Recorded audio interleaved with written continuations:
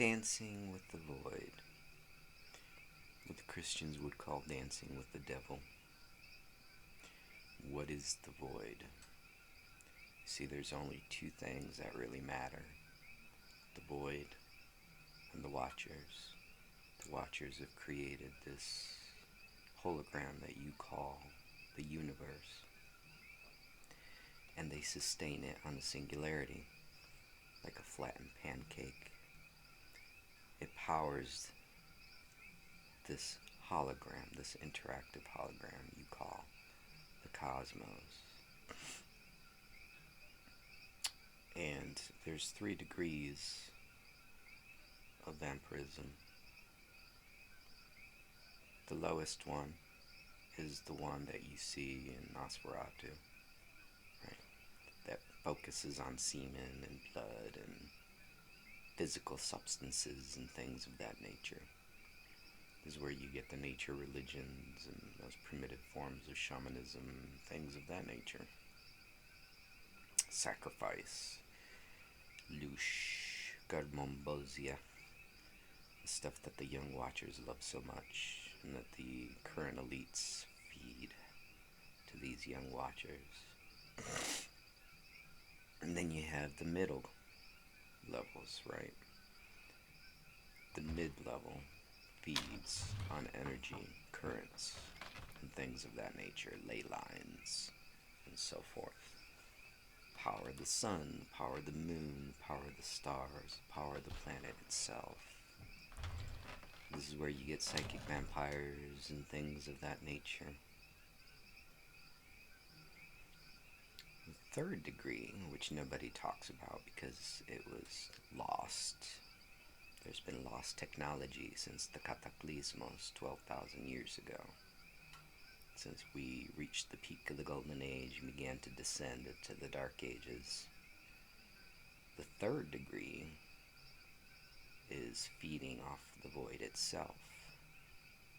And so, as we go through this ekpyrosis and begin to move upward towards the Golden Age again, I'm here to bring that back. The capstone of the pyramid, the golden capstone, the invisible eye. This is what we're talking about, to reinstitute that. And how do you get there? How do you dance with the void? 15 years ago or so, I had a moment with a shamanic brew. And in this moment, I was pushed by an elder watcher into the singularity. I was pushed into that singularity, and I was able to interact with the void. Now you can't jump fully into the void until you're ready to dissolve into the void, right? You stay on the event horizon of the void, so to speak. And that is when I could begin to process and interact slowly but surely. I had to do a lot of shadow work to be able to consciously do that. So it's a lifelong process. You can't expect, especially if you're fully human. Far worse if you're fully, like, mostly animal. You can't expect to be able to interact with the void like that. You'll either commit suicide or go insane or something like that. You gotta be careful. So I wouldn't recommend this to just anybody. It has to be somebody that's ready to be able to dance with the void. This is one of the reasons why the species has the trouble that it has. It's in confronting nihilism and things of that nature. What's the point? What's the purpose? Why am I here? All this other stuff.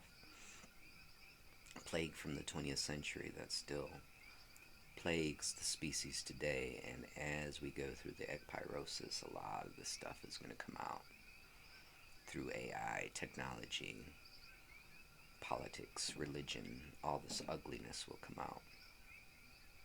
And that's part of the purging necessary to get the species ready to be able to begin to interact with these higher forms of energy. But yes, so the void you can find in this space in between moments. What they say in Sanskrit, kshana kshanam. That space in between frames. Because life, space, time is not continuous. It's broken into bits, fragments, bits. It's from bits, as you say. It's from bits. So in between these moments, kshana kshanam, there's this void. And this is why in ancient times rituals were done at midnight or in between worlds, say like on the beach or on the edge of a forest or a chasm or something like that. There was a meaning and a purpose to that. Okay. So when I tried to do that before that event that happened to me 15 years ago, I would pass out. I wouldn't be able to sustain that dance, so to speak.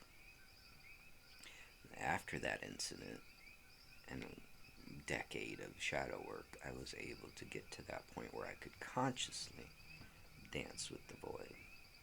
So whatever process I've gone through has left an imprint into the morphogenic field of the species, and others will continue this tradition, so to speak. But there is a third degree, is what I'm telling you. And that third degree is for the few, those that will lead this species to a Type 1 civilization towards the Golden Age.